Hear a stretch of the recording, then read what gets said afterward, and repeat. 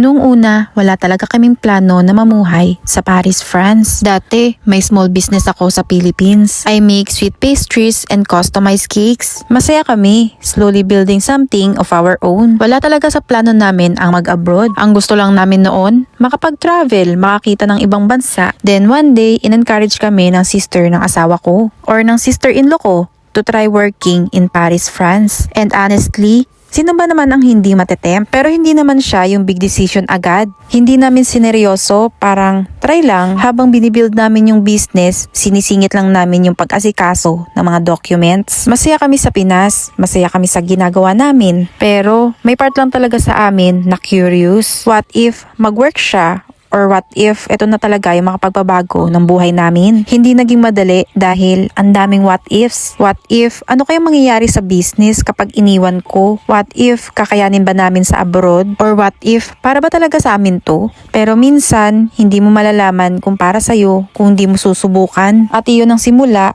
ng isa sa pinakamalaking pagbabago ng buhay namin. Pero hindi pa namin alam kung ano ang mangyayari.